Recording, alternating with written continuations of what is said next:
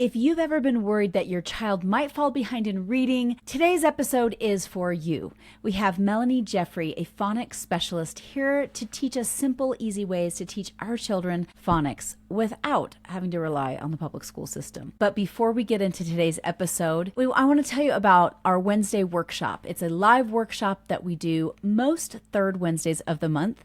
You can sign up for that at schooltohomeschool.com. It is a live free workshop, but space is limited, so you do have to register.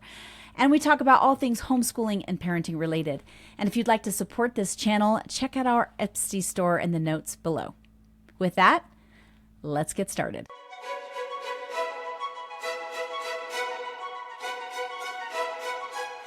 Hello, and welcome to School to Homeschool.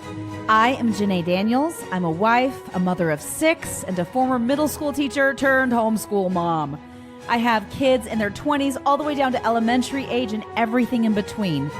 Are you thinking about pulling your kids from the school system like I did, but you're scared to death and don't know what to do next? My friends, I felt the same way, and you have come to the right place. I want to help your family leave the system so that you can take the hearts and minds of your children back. I am so excited to introduce today's guest. We have today Melanie Jeffrey. Melanie is a phonics fanatic. She's the host of the Homeschool Phonics podcast and a veteran teacher of core literacy for children ages 4 to 8, or your K to second graders. She is formally trained in phonics instruction for kids and helps homeschool moms teach their children to read using simple phonics skills that they can put on rinse and repeat. Melanie is wife to Bill. She is a mom of an 18, 19, and 20-year-old. Yes, her children were born so close that often people would get the youngest two confused as being twins. And you ask, how did she manage that? Well, the youngest child sat in the car seat inside the grocery cart. The middle child sat upright in the carrier facing mom. And the oldest child held onto her free hand while going grocery shopping. I'm guessing that some of you can relate to that. Melanie gets very excited when kids can apply phonics concepts to read with greater fluency. And as a mom who shares our values, she wants to help you teach your child to read with confidence. So Melanie, thank you so much for coming on today. Well, thank you, Janae. It's an honor to be here on your show with your listeners, School to Homeschool. Let's talk phonics for a little bit, because you started about a year ago, you started the Homeschool Phonics podcast, which I'll put the link in the show notes for those of you parents who want to use it. It's fabulous. It's got little mini bite-sized lessons to help you teach your kids phonics. But Melanie, what made you decide to start that podcast? So I decided to start the podcast because I believe that for families that are choosing to homeschool, that the decision not to homeschool no longer feels like a choice. And that can depend upon your location, where you live, as well as school and district policies. So my heart goes out to those moms. I want to support those moms, because now you've made the decision to homeschool. Congratulations on making that huge, courageous decision. And now the responsibility to teach your child to read falls in your lap, and you're without the external supports. And so I want to come alongside you and help you model simple phonics skills so that you can teach your child to read with confidence. So often I find homeschool moms, they're struggling with, well, Melanie, where do I even start? Am I even doing this right? But I'm not trained as a teacher. And they're looking to feel confident so that they know when they do daily phonics lessons with their child, that their child is going to succeed as a reader. I love that. So it's interesting because when we started homeschooling, my oldest two had graduated from high school already, from public high school. And then my next two they were in middle school approaching high school. And then I had one in elementary and then one that was in pre-K. And of all of the kids, I was most concerned about my pre-K, because I was a theater teacher for middle and high school. what am I going to do about teaching my kids to read? And it was terrifying. Now, does she read? Yes, she's now 9, and we went through phonics and went through all the different programs and things like that. And she reads great. It took her a little while. It was a little bit of a struggle for her, and she had some learning difficulties, but she reads great now. So, what are some phonics skills that homeschool moms will find helpful when teaching their children to read? Yes, so homeschool moms will find these phonics skills very helpful when teaching their children to read. The first is phonemic awareness. That's a bit of a buzzword with the science of reading coming to light and how children actually learn to read, and getting away from the whole balanced literacy, whole language system back into core phonics. Finally, we're back. So first, phonemic awareness. Yes. And the thing about the homeschool curriculums, they never left phonics. Homeschool curriculums have always been very focused on phonics, and they didn't do that deep dive to the left. And so, well done, homeschool community. Your curriculums have continued to remain phonics based. But when you're looking at your curriculum, it's helpful to know what phonics skill you are actually looking at. So for phonemic awareness, this is an oral listening skill. So if your child is pre-K or early kindergarten, there's no pencil to paper yet. You could use magnetic letters if you wanted to, but phonemic awareness is an awareness of sound, or a sound awareness. And the English language is made of 44 different sounds, and these 44 different sounds are what we blend or say individually to say whole words. So again, this is an oral skill. It's all listening and speaking. So for example, if I'm teaching phonemic awareness to my child, there are 2 parts to phonemic awareness.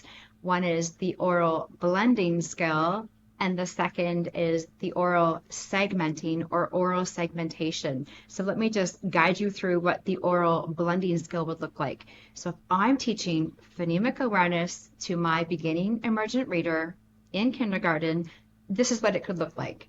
So I'm going to get my little hand motions ready because I want my child engaged, and I'm going to orally out loud say 3 sounds, and I'm going to ask her to blend those sounds just orally, just by listening, to say and speak a whole word. So again, there is no pencil to paper yet. So phonemic awareness oral blending drill. I'm the mom. I'm going to say a, p, and my child's job is to blend those sounds to say a whole word. So app, map, map. Great job, kiddo. Let's try another one. I'm the mom. My job is to say 3 phonemes or sounds in the English language. Remember, there are 44 of them. So for the word cut, I'm not saying cut to my child yet. I'm going to teach her to blend orally the sounds that she hears. K, a, t. And my child would go cut, cut, cut. Great job. So that would be an example of a phonemic awareness blending drill. This is all oral. This is all listening. Perfect activity for pre-K and early kindergarten.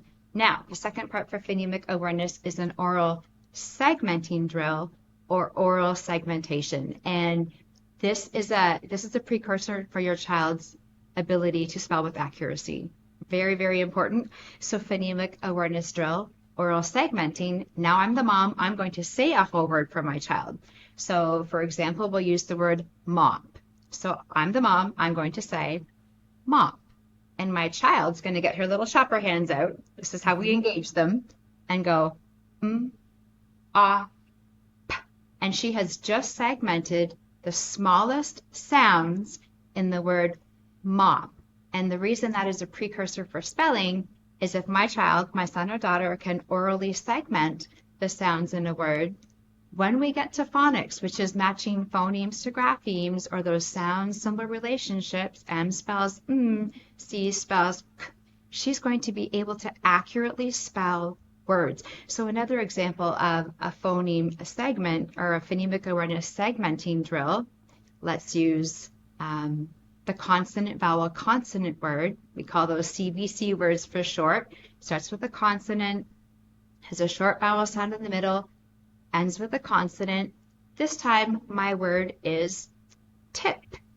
So I say tip, and my child orally segments. This is just an oral listening drill. T, I, p. Great job. And that's it. So that is phonemic awareness. The second phonics skill that homeschool moms need to know when teaching their child to read is, we've got phonemic awareness, blending, oral segmenting. Another phonics skill is the CVC words that I just mentioned. So we always start with consonant, vowel, consonant words. And those are based off the alphabetic principle. The alphabetic principle, basically the alphabet, where you teach one-to-one correspondence between a letter sound and a letter symbol. So again, P spells P, M spells M, P, T spells T, I spells I, A spells A. So the alphabetic principle is just the 5 short vowel sounds and the single consonant sounds in a consonant vowel consonant pattern, the simplest of words for your child to begin to decode or read and encode or spell. So we begin using those CVC words in phonemic awareness drills with our early or beginning reader. And the final phonics skill that's important to include in your child's phonics lessons are sight words. Why do we include sight words or heart words? Well, the English language can be tricky. We can also call these tricky words. Let's take, for example, the word said. We as adults don't think twice about this. We say said. Well, we spell that S-A-I-D, of course. But that's not how it sounds, though. It's not how it sounds. If thinking through the eyes and minds of your child, 5 years old, beginning to read letters, sounds, and symbols, matching them, this is new. So if I asked my son or daughter to chop apart the word said in an oral phonemic awareness segmenting drill, they would go s, eh, d. So what are the sounds? The first sound, we can decode that. S spells S. That part of the word is decodable. That's figure outable. How about the middle part, though? Eh.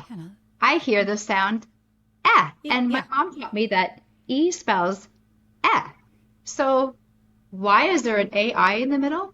So, and then D at the end is perfectly decodable. S, eh, d. But the middle part is the tricky part. And that's why we call them a heart word, because we have to memorize those parts of those tricky words by heart. The English language does have tricky words, and those are high frequency words, just meaning that they occur often in even the simplest of children's texts. So it's important, along with teaching the phonemic awareness, teaching the phonics skills, teaching the CVC words, that we also include heart words, because your child is going to come across those on a regular basis, in math word problems, in their children's stories Bible, in their little devotional books, in their favorite books to read at bedtime.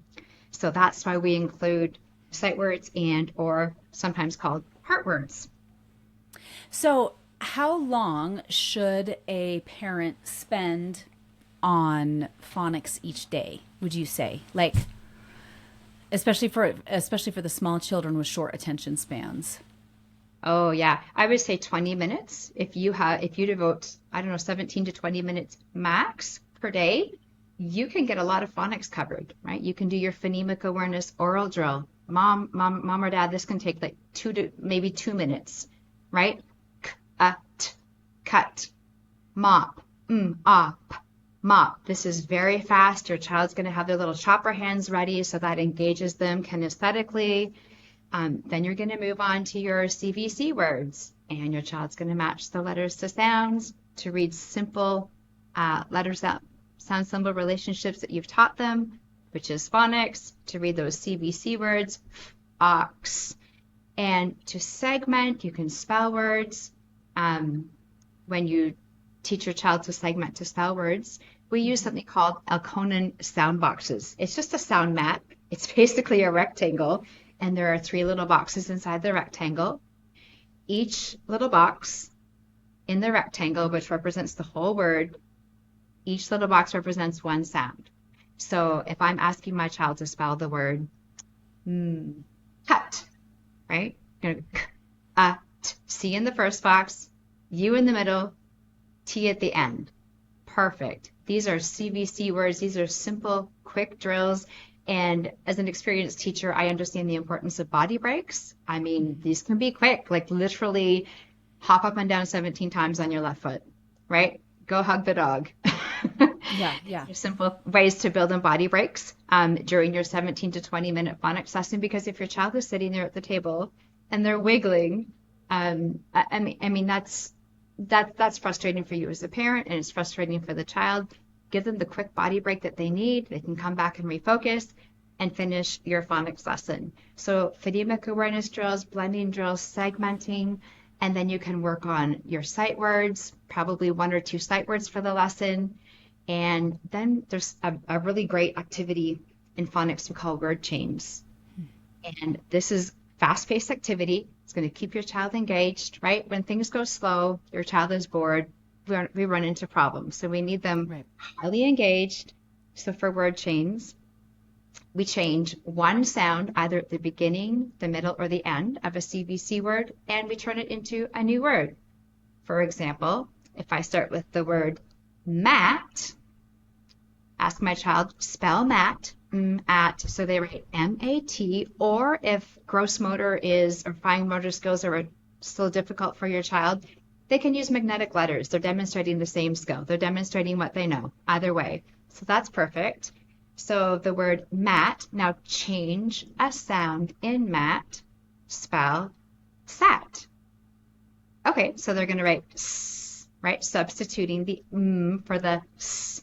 Now they've just written 2 words, right? They've heard the oral skills. They are encoding or spelling. So I've got mat, change a sound in mat, spell sat, change a sound in sat, spell sap. And you can go on and on. So now I'm at the word sat. Now let's change the middle vowel sound. Change a sound in sap, spell sip. It. So I've already had my child writing 4 words, and what has that been, about 20 seconds? So keep it moving, keep the phonics instruction fast-paced, and of course there should be some sort of decodable text for your child to read. In the very beginning, it can be just simple words, sounding of those CVC words, consonant, vowel, consonant words that you've taught them. So very, very simple text, and to more complex as you work your way through kindergarten phonics lessons at home. Is this, now, have you ever done this in the car with the kids, or is this something that a mom could do in the car as she's driving along, going to the grocery store? Is it possible to do some of those drills in the car? Oh, that's a great question.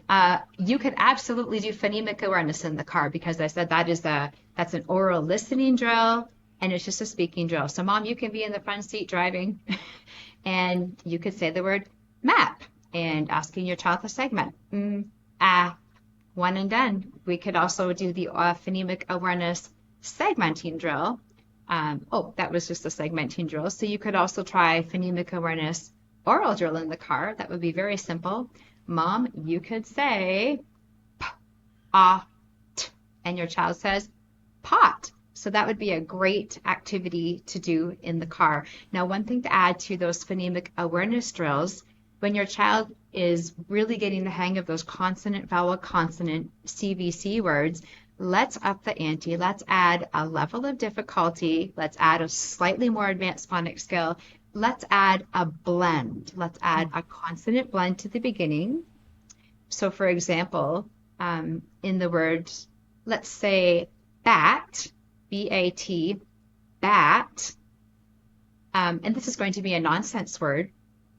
Doesn't make any sense, but this can really test your child's ability to see if they can apply phonics skills and their knowledge of phonemic awareness to read, say, and spell whole words. So my word is bat. Now we're going to add a letter to make a nonsense word, blat. Blat, your child will probably say. That's right, it's a silly word. Break it apart, get your little choppers ready. B-O-A-T.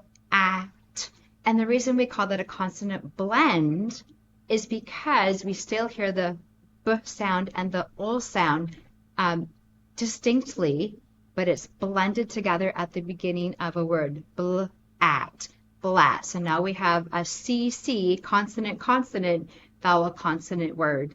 And we have just increased or advanced our child in their phonics skills a little bit by adding that consonant blend at the beginning. So once we're past CVC words, now we're onto CVC words with a consonant blend at the beginning. So yes, that would be an example of something you could do in the car for sure. Has there been, like, with reluctant learners or children who are a little bit maybe developmentally behind, is it okay to hold off on learning phonics? Or do we have to do it, in pre-K?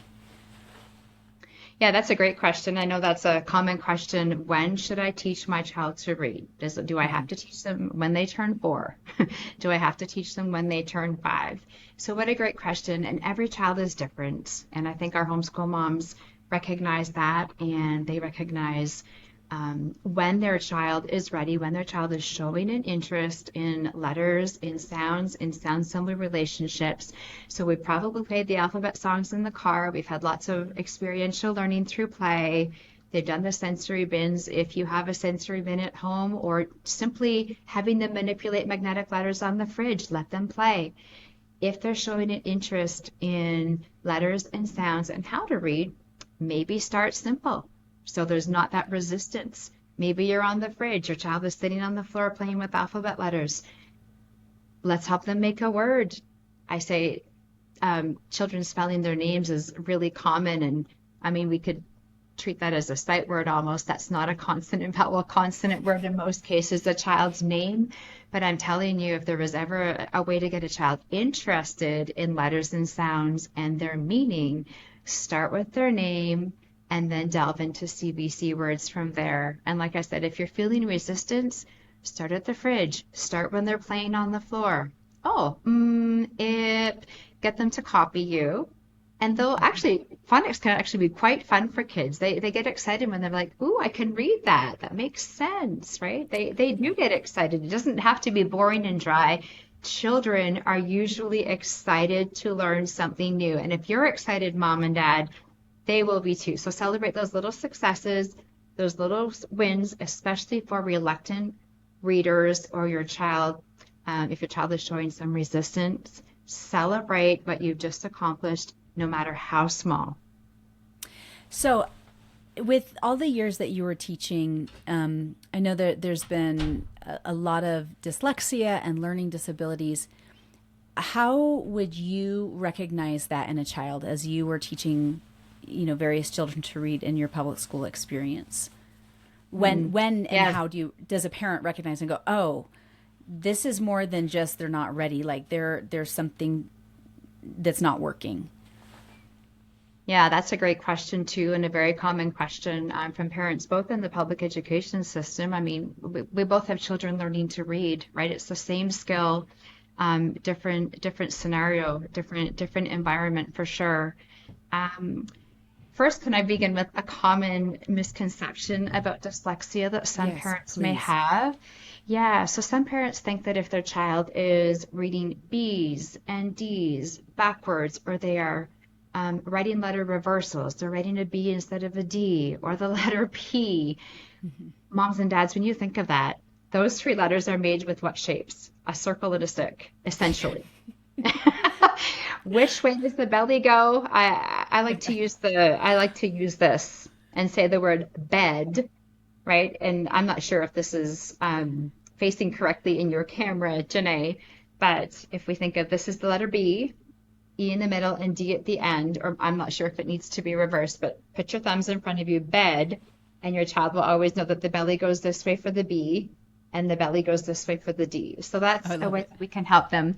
But those letter reversals are common. Letter reversals does not mean your child has dyslexia. I've had children in grade 2 still like reading the word best as des. They catch themselves. They know they're in grade 2 and they will self-correct. but it's still common. That does not mean your child has dyslexia. When I might be more concerned that my child has dyslexia, which is actually an oral processing skill. It's a disorder in the oral processing, not in writing graphemes and letters so much. When you have taught your child a simple phonics skill and it's not sticking, when you're teaching your child A spells a, E spells eh, and that skill is not sticking, when you have taught them to decode words, you have 3 letters you've written in front of them, or you have 3 magnetic letters that you have made a word with, and it's the word caught, and k, a, t, k, a, t, and they're not able to orally blend it. They're going k, a, t, and they stop. K, a, t. Keep going, right? When you've taught them those skills, when you've taught them the sound symbol relationships, T spells T, M spells M. When your child is not able to quickly recall those letters and sounds, after you have spent time and you have reviewed and you have done reinforcement activities with them, perhaps through a phonics game, then that might be a clue that they are struggling with phonological oral processing of sounds, and that you may need to seek some extra help from a speech and language pathologist, for example. One thing I find for children that have dyslexia, which is just a disorder and a challenge of processing sounds in language, is that rinse and repeat often will scaffold and support them enough to be able to become independent readers. So whereas you may teach a phonics skill to a child who a typical learner, right? N spells N, right? And they get the CBC words within a couple of lessons. You're going to have to rinse and repeat that phonics skill for your child for 5, 6, 7 lessons. It's going to be repeat, repeat, repeat, and do not move on until they've got it, because there will be just frustration and overwhelm for your child, and likely for you as the parent as well. So yes, if the phonics skills that you've taught and they don't seem to be sticking after a reasonable amount of time, then yes, your child may be struggling with dyslexia, and it may be time to seek some outside help. Okay. As far as materials, what materials are best to start teaching phonics to kids? I mean, I imagine people don't have to spend a lot of money. What would they need? Oh, great question. So for phonics, the tools are very complex, Janae. I'm just teasing. I'm like, oh no, oh no. Yeah. No, this is dollar store. A whiteboard, a whiteboard marker, a sock. Kids love to put a little sock on their hand, and this is to erase the whiteboard marker. Idea. Your child is going to want the finger gloves. Don't save yourself the frustration, because you're going to be waiting for them to get their pinky finger and all 5 fingers in that finger glove before they can begin to erase the words, so that you can move on to the next phonics skill. Save yourself the frustration, mom or dad, and just get the sock or a towel. I love it. From someone who's tried both. Actually, maybe if I can show you, I've got a few tools just on the side here. I've got whiteboards and magnetic letters for sure.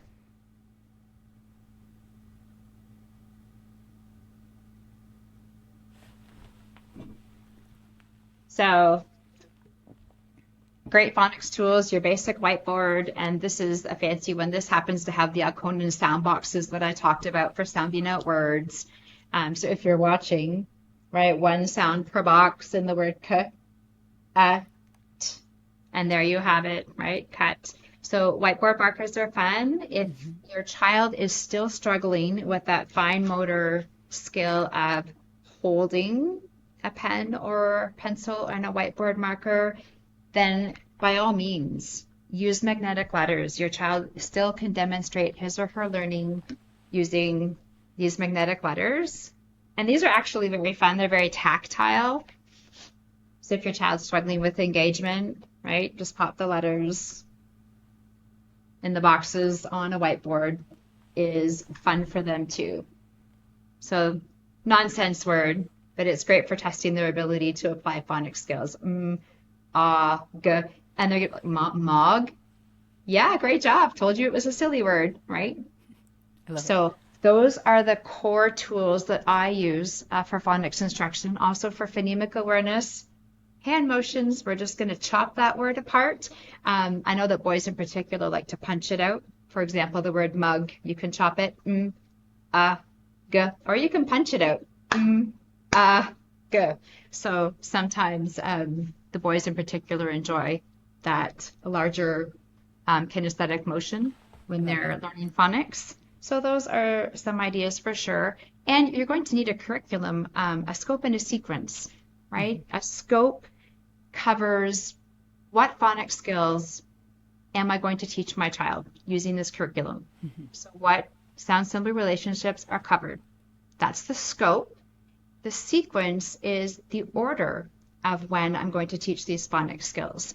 What's the sequence from simple to more complex? And if you have a phonics curriculum, that should be laid out in the front for you. I think the most important part is to just pick a curriculum. I'm not here to tell you which curriculum is best. There are lots of great curriculums out there. The curriculum needs to be something that you know how to use, and the curriculum needs to be something that your child enjoys using for the most part, guided by you. Love it. So Did you those have are a the favorite tools.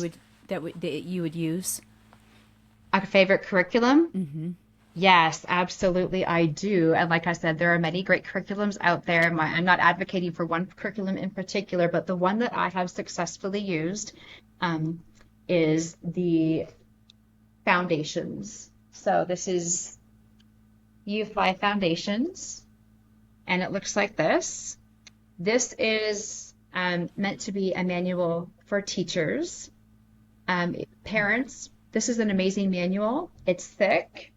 It's meant for kindergarten through grade 2 phonics instruction. It covers all of the phonics skills from basic to more complex. By the end of using this curriculum, your child is going to be able to read, without a doubt. Inside this curriculum, here's my scope and sequence. You can see it says scope and sequence right on the page.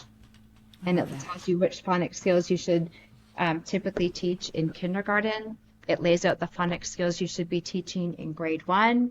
It also lays out the phonics skills that you should be teaching in second grade. So incredibly valuable resource. So parents, that's UFly Foundations. You can certainly use this. And if you need any help getting started, I believe there is a website and it has resources for you there.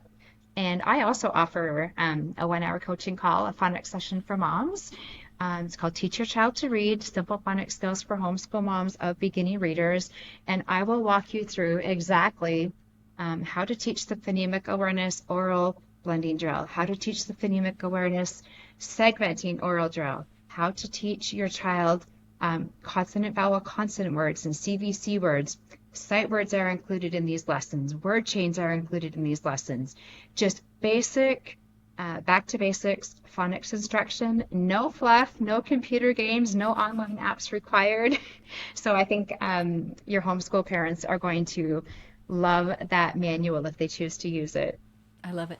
Now, here's just a really random question. Have you ever had kids write with like shaving cream on the table, like where you put shaving cream on and then they trace out letters or spell that way, or pudding, then they can lick their fingers? I don't know if you ever done Oh, that. yes. Now, in a school, in a classroom, I think we used sand. Shaving cream would probably get a little expensive for 20 plus kiddos, but definitely at home, that is so fun. Or spray shaving cream on a cookie tray and have them finger right in the shaving cream or finger right in the sand. That's a really fun thing to do. Or pudding, of course, that would be just delightful. I'm sure I mean, that's I wouldn't eat it. The child would have to eat it because after they're grown. Yes, you could lick your fingers after you spell your name or after you spell the word socks. Yeah, that would be really fun for sure. And yes, learning through play, language through play, that's definitely a fun activity to do for sure. So, okay, how about, and as we're wrapping up here, for kids who are struggling to read and they're they're older. They're past third grade. They're fourth, fifth, sixth, and higher grades, and they still are struggling to read. What would you suggest those parents do? Hmm. And sometimes children do struggle to read in third, fourth, fifth grade and beyond. And I feel that's because they have gaps in their foundational phonics skills. Your child is smart, your child is intelligent, you have done a good job, mom or dad, but your child does have gaps in their phonics instruction. So let's get some help. Let's do a baseline reading assessment, which is something I can do, and that pinpoints where the gaps are in phonics instruction. Which sound symbol relationships do they know? Wonderful. Which sound symbol relationships are we struggling with? We need to go back and reinforce. I like to think of it as a brick wall, laying the foundation for a building brick by brick. If you have one brick missing, then that affects the integrity of the foundation. Just the same if you're missing a phonics skill, if you have gaps in phonics instruction, let's just help your child fill in the missing gaps so there are no bricks missing, so that we have a firm foundation for learning to read. So you're not alone. There are many, I say, children that haven't had a solid foundation in phonics do struggle to read in third, fourth, fifth grade and beyond. And in homeschool, I feel that you're wanting your child to be able to be a self-directed learner, right? We learn to read so that we can read to learn. So that's let's fill in the gaps so that your child is reading with success and they can feel proud of their ability and success as a reader. And let's foster that independence that comes in self-directed learning, inquiry-based learning, learning based on your child's interest by increasing their ability to apply phonics relationships so that they can read text on a page fluently, because we know that your child's ability to comprehend, reading comprehension, is affected by the phonics skills that they're able to apply. Can they read and apply phonics skills quickly? Are they fluent in applying phonics skills? Are they reading at a pace that supports reading comprehension when they get older? So yes, for sure, if your child is struggling, you are not alone. Your child is not alone. Let's get some help for your kiddo and put them on a path to reading success. I love it. Now, if you have a little freebie for the listeners, which I'll put in the show notes, do you want to share what that is? Absolutely. So I have a 7-step homeschool kindergarten phonics checklist, and you can check that out at bit.ly/phonics rules for kids insiders. My podcast is called Homeschool Phonics. You can meet me over there every Monday, Homeschool Phonics podcast. And my website is phonicsrulesforkids.com. You can also head to the website and grab your guide there. Perfect. And for those of you listening that are driving and are like, I can't write all that down, don't worry, it's in the show notes. Just click on the show notes and we'll have all those links for you so that you can access the freebie. And if you want to get a hold of Melanie, you'll be able to quickly. So Melanie, thank you so much for coming today. Such important information, and I appreciate you sharing your time and your talents and your knowledge with us. Mamas and papas, grandmas and grandpas, you are doing so much better than you think you are. You got this. We'll talk next week.